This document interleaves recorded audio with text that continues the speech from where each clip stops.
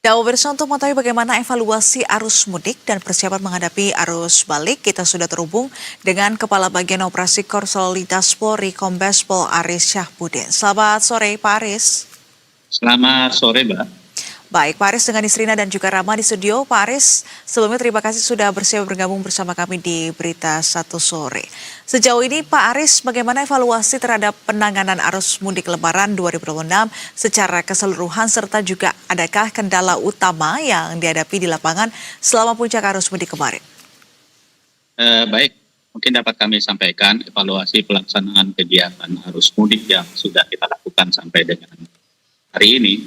Jadi memang secara umum dapat kita katakan berlangsung dengan cukup baik. Memang ada beberapa titik yang menjadi sorotan khusus dan sedikit kendala seperti di penyeberang kereta api Manuk. Tapi secara umum untuk pelaksanaan berlangsung dengan baik. Untuk jalur darat memang jalur utama tol masih menjadi favorit, utamanya jalur Jakarta Cikampek yang menjadi titik urat nadi utama pergerakan masyarakat khususnya dari Jakarta ke timur. Dan ada beberapa hari yang memang menjadi puncak kepadatan dari mulai tanggal 17, 18 dan puncaknya di tanggal 19, yaitu menjadi puncak tertinggi yang kita hadapi di mana terdapat lebih dari 270.000 kendaraan yang keluar dari Jakarta, baik itu menuju ke arah barat atau Sumatera, ke selatan maupun ke timur. Demikian. Baik Pak Aris, titik-titik mana saja yang tercatat mengalami kepadatan paling parah dan juga sebenarnya apa sih penyebab utamanya pada tahun ini? Khusus di pengelolaan jalan tol Jakarta Cikampek, memang yang menjadi titik krusial itu tetap dari mulai kilometer 47 sampai dengan kilometer 70, di mana di kilometer 48 itu terjadi titik pertemuan antara jalur Cikampek bawah dengan MBZ di kilometer 48, kemudian di situ ada jalannya sedikit menanjak dan ada rest area utama yang menjadi favorit masyarakat setelah melewati MBZ yaitu kilometer 57. Jadi ini merupakan titik krusial yang memang pada hari-hari weekend saja memang menjadi titik kepadatan dan pada saat arus mudik kemarin, kita masih dihadapi pada saat waktu-waktu tertentu seperti buka puasa, kemudian pada saat sahur itu menjadi titik yang masyarakat mau tidak mau harus berhenti untuk melaksanakan aktivitas baik itu berbuka puasa maupun melaksanakan sholat maghrib, yang ini juga menjadi salah satu kendala utama pada saat kita melaksanakan pengelolaan arus mudik kemarin khususnya di jalan tol Jakarta Cikampek. Untuk yang lainnya secara umum dapat terlaksana dengan baik. Kita sudah melakukan kegiatan rekayasa, baik itu pelaksanaan one way tahap 1 maupun pelaksanaan one way nasional yang kita laksanakan sampai 2 hari yang lalu kita hentikan. Secara umum dapat berlangsung dengan baik. Demikian, Mas. Baik. Pak Aris, kemarin juga sempat terjadi hujan deras yang menyebabkan tol Jagorawi ini kan sempat terendam bahkan memutus akses karena genangan air yang menggenang kawasan tol Jagorawi ini mencapai 30 cm. Apakah hal-hal yang sifatnya seperti ini adalah dampak dari hujan begitu ya, sudah dilakukan langkah antisipasi kah Pak? Jika nanti banjir ini bisa saja menggenangi jalur-jalur mudik bagi mereka yang hendak kembali atau arus balik nantinya Pak Aris? Baik, memang salah satu tantangan kita pada saat pelaksanaan pengelolaan arus balik dan mudik adalah bulan-bulan ini masih memasuki cuaca pancaroba, di mana kadang-kadang panas, tiba-tiba hujan ekstrim, namun tidak dalam waktu yang lama. Dan ini kemarin tiba-tiba di jalur Jagorawi yang katakanlah hampir sangat jarang terjadi banjir atau luapan, ini terjadi kepadatan bahkan rest area di kilometer 10 Ambon itu terpaksa kita tutup untuk sementara. Dan kemudian sampai saat ini pun memang sudah berlangsung dengan pembukaan untuk rest area itu sudah dilakukan, namun memang ada hambatan pada pengisian SPBU. Namun upaya-upaya perbaikan, kemudian evaluasi terhadap kenapa terjadinya banjir kemarin itu sudah kita koordinasikan dengan teman-teman dari Jasa Marga untuk menyiapkan kembali sarana-sarana darurat untuk mengantisipasinya, baik itu mobil-mobil informasi maupun mobil-mobil untuk melaksanakan penyedotan alur dan maksudnya arus air dan juga pengecekan terhadap saluran-saluran air yang mungkin terjadi hambatan. Untuk lokasi-lokasi lain memang itu yang menjadi tantangan kita juga pada saat pelaksanaan arus arus balik nanti, di mana yang kita khawatirkan terjadi hujan ekstrim yang walaupun singkat ini akan mengurangi visibilitas pengendara yang ini menimbulkan kerawanan terjadinya kecelakaan lalu lintas. Namun tetap kita antisipasi semaksimal mungkin dengan menempatkan personil-personil kita, kemudian kendaraan-kendaraan kita nyalakan seluruhnya lampu rotator untuk memberikan aware kepada masyarakat agar tetap waspada, tetap menjadi pengingat masyarakat untuk tetap berhati-hati dalam melaksanakan perjalanannya. Demikian. Baik, sebenarnya memang ketika ada genangan air di tol kemarin ini kurang lebih menjadi salah satu hal yang memang sudah diantisipasi juga oleh Jasa Marga dan juga pihak kepolisian ya Pak. Lantas Pak, ini kan kita juga menghadapi arus balik yang akan segera menemui puncaknya nih Pak. Apa sih sebenarnya langkah yang disiapkan Korlantas untuk mengantisipasi lonjakan arus balik, mengingat juga pastinya ada dong poin-poin evaluasi yang juga ditarik dari pihak kepolisian berdasarkan pengalaman-pengalaman tahun sebelumnya. Kira-kira apa yang akan diantisipasi pada arus balik tahun ini, Pak? Yang pertama bahwa kita ketahui bahwa cuti lebaran itu akan terlaksana di tanggal 23 dan 24. Kemudian dilanjutkan pelaksanaan work from anywhere dari tanggal 25 sampai dengan tanggal 27.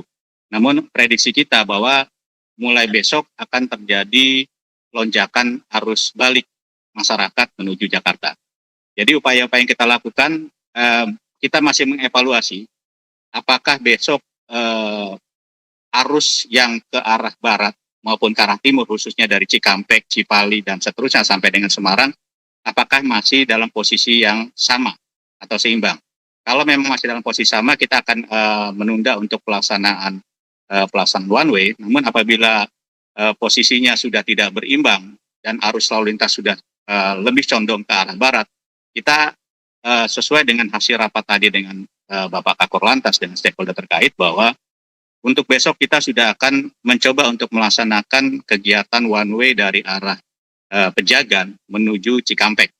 Jadi dari kilometer 246 sampai dengan kilometer 70 dan dilanjutkan di kilometer 70 sampai dengan kilometer 0 kita melaksanakan kegiatan rekayasa lalu lintas baik itu kontraflow 1, 2 maupun 3 lajur untuk menguras kepadatan kendaraan dari arah timur.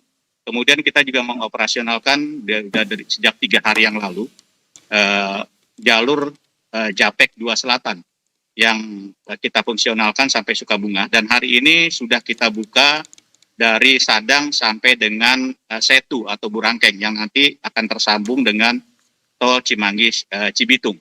Dan alhamdulillah masyarakat sudah mulai tersosialisasi dengan baik. Ini dibuktikan dengan jumlah kendaraan yang melintas menggunakan jalur fungsional ini sudah cukup baik. Kemudian langkah selanjutnya di tanggal 24 yang kita berdasarkan hasil simulasi kita akan menjadi salah satu puncak arus balik tertinggi, kita akan melaksanakan kegiatan one way nasional dari mulai Kali Kangkung sampai dengan Cikampek, jadi di kilometer 414 Semarang sampai dengan kilometer 70 Cikampek. Dan ini menyambung dari pelaksanaan one way yang kita laksanakan sehari sebelumnya mulai dari Pejagan nanti. Diupayakan untuk langkah-langkah yang kita lakukan ini akan dapat menguras masyarakat atau arus kendaraan yang utamanya dari arah timur yang menjadi favorit menggunakan jalur tol ini. Demikian, Mbak Nisrina. Oke, jadi artinya rekayasa lalu lintas berlapis ini skemanya sudah disiapkan termasuk juga one way nasional di tanggal 24 Maret yang diprediksi ini akan menjadi puncak arus balik mudik begitu ya. Oke, lokasi mana saja nih Pak Aris yang kemudian akan menjadi perhatian khusus serta juga himbauan bagi masyarakat yang akan melakukan perjalanan arus balik agar nantinya lebih aman dan juga nyaman tentunya? Yang jelas pada saat pelaksanaan rekayasa lalu lintas itu ada arus yang melalui jalur sebelahnya, gitu ya. Kemudian juga akan terjadi sedikit perbedaan, contoh nanti pada rest area itu ada di sebelah eh, di sebelah kanan, kemudian rambu-rambu lalu lintas juga berada pada posisi sebaliknya. Ini masyarakat agar lebih waspada, terutama yang melalui jalur yang memang dilaksanakan one way tersebut. Kemudian rest area ini masih menjadi salah satu titik hambatan kita yang utama. Nah, ini diharapkan masyarakat apabila mendapati rest area sudah padat, sudah penuh, silakan keluar di pintu tol terdekat. Kemudian bisa melaksanakan istirahat atau melaksanakan kebutuhannya di kota atau wilayah di luar tol tersebut. Dan itu pada saat kembali lagi masuk tol itu tidak akan menambah biaya tol. Nah, itu yang kita harapkan masyarakat juga menjadi aware terhadap permasalahan ini. Yang kedua yang sering menjadi permasalahan adalah ini hal sepele tapi banyak menimbulkan hambatan adalah kehabisan saldo tol. Nah, ini menjadi salah satu hambatan. Jadi bisa bayangkan ribuan kendaraan apabila terjadi 1-2 kendaraan yang cukup banyak, ini kehabisan tol ini yang menjadi hambatan utamanya di gate-gate tol, terutama di tol Cikampek utama. Dan yang selanjutnya mungkin kami menghimbau masyarakat, kita ketahui bahwa kepadatan arus lalu lintas ini akan terjadi mulai besok. Arus balik itu diprediksi tanggal 23 dan puncak ke tanggal 24. Kemudian puncak balik kedua itu akan terjadi pada hari Sabtu dan Minggu tanggal 28 dan tanggal 29. Diharapkan masyarakat bisa memanfaatkan program work from anywhere yang dicanangkan pemerintah untuk dimanfaatkan dengan memilih waktu keberangkatan tidak pada puncak arus balik tersebut. Jadi bisa memilih tanggal 25, 26, dan 27. Kemudian untuk menghindari kepadatan arus lalu lintas. Kemudian kami juga memohon maaf dengan diberlakukan kegiatan one way nasional untuk arus sebaliknya, terutama dari Jakarta yang ke arah Semarang atau ke arah timur itu akan kita lalui untuk jalur arteri. Dan ini juga yang pasti akan menimbulkan sedikit ketidaknyamanan untuk pengguna jalan di arteri, dan kami memohon maaf karena memang hal ini harus kita lakukan untuk memberikan keamanan, kenyamanan khususnya bagi para pemudik yang secara favorit, secara jumlah memang banyak melalui ruas tol tersebut. Demikian Mbak Misrian. Baik, terima kasih Kombes Pol Aris Syahbudin, Kabag Operasi Korlantas Polri. Bapak, terima kasih juga atas bukan cuma untuk berbagi informasi pada hari ini, tapi juga tentang upaya-upaya yang dilakukan Pak untuk memastikan agar mudik ini berlangsung dengan aman dan juga nyaman untuk seluruh pemudik di Indonesia. Terima kasih sekali lagi Kombes Pol Aris Syahbudin, selamat kembali beraktivitas dan selamat Hari Raya Idul Fitri Pak.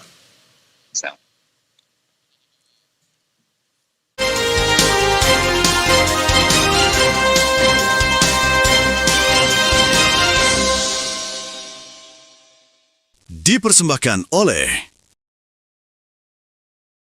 dan didukung oleh